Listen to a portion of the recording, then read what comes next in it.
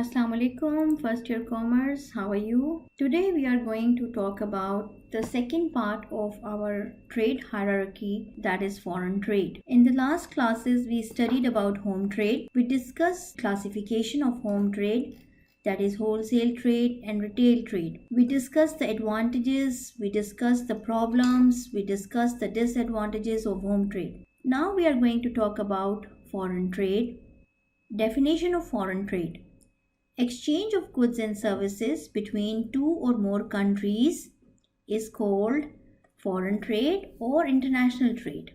Or you can write exchange of goods and services outside the boundaries of the country is called foreign trade. What are the characteristics of foreign trade? Boundaries of foreign trade: it is conducted between two independent countries. Buyer and seller are in the different countries. What is the scope? A country can sell its goods in international market, or you can write country can sell the goods to other countries. In foreign trade, foreign currency is used for the receipts and payments in foreign trade. It means buyer is going to pay the seller in the seller's currency. Usually American dollars are used in foreign trade. All over the world, all the receipts and payments are done in dollars. Now, country's economy. It has a direct effect on the country's economy and makes the balance of payment favorable or unfavorable. Guys, to understand balance of payment, please look at the screen. Usually, to explain the balance of payment, I make this balancing machine. Now, if this is a country, guys, if we will do on the one side of the balance of payment, it is imports. On the other side, these are the exports. Exports means selling goods outside the country, and import means buying goods from other countries.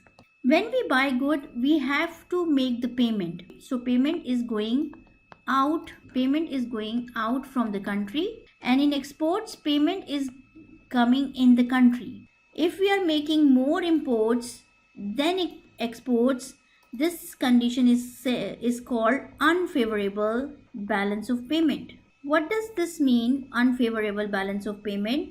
It means we are giving more payment outside the country. In this case, we are losing our foreign exchange. When we make a payment to other countries, we need to give them a payment. We are letting out foreign exchange from our country. On the other side, when we do more exports, foreign exchange is coming in the country. Over here, we are gaining foreign exchange. It means our exports are getting better and we are getting more foreign exchange in the country. And in this condition is called, it is a favorable balance of payment. Now look over here, concluding the balance of payment.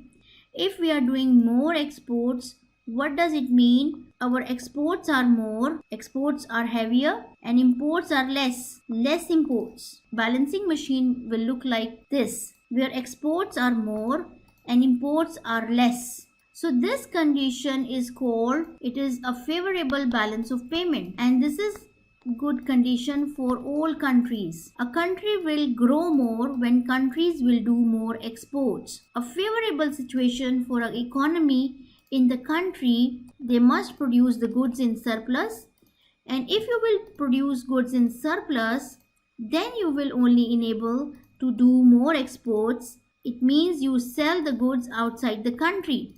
When you sell the goods, you receive the foreign exchange. Receiving a foreign exchange means your country is getting better. Similarly, if you will see another side, if your imports are more heavier, what does it mean? It means if a country is doing more imports, imports are more than exports, your exports are less than your imports, it means you have to make more payment outside the country. And when you are making more payments, it is called unfavorable balance of payment. In unfavorable balance of payment, we are losing the foreign exchange. In unfavorable balance of payment, we have to make the payment outside the country, and we are losing our foreign exchange of the country, and this situation will weakens the country. Okay, now coming back to the topic characteristics of foreign trade. We discussed in detail about country's economy. We discussed that how balance of payment, favorable balance of payment and unfavorable balance of payment affect the country's economy. In foreign trade, guys, government always have more legal provisions and legal restrictions. A special permission from the government is required to do exports and to do imports from the country. Number 6, insurance of good is necessary because we know that when we do foreign trade, routes are very long. By ship or by air, by sea routes, by air routes, we need to get all the goods insured in foreign trade, and transportation charges are heavy, are more. And culture, when we talk about culture, due to foreign trade, the people of one country can become aware of the tradition of other countries. When we import the goods belongs to other countries, we may know their culture as well. We discussed the import, we discussed the export. We already discussed import and export. Import when we buy goods from or services from other countries, and export is when we sell goods and services to other countries. And what is now entry port? Last topic of today's class. When country import to re-export goods them to other countries, it is called entry port. Now what does it mean? In entry port, goods are imported from various countries with a view to re-export them to other countries. No import duty is charged on these goods. For example, ship is coming from other country to your country. You might pack them and you re-export them.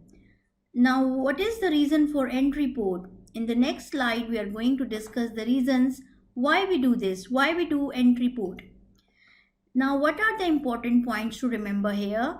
Imported goods are kept in the bounded warehouses till they are re-exported.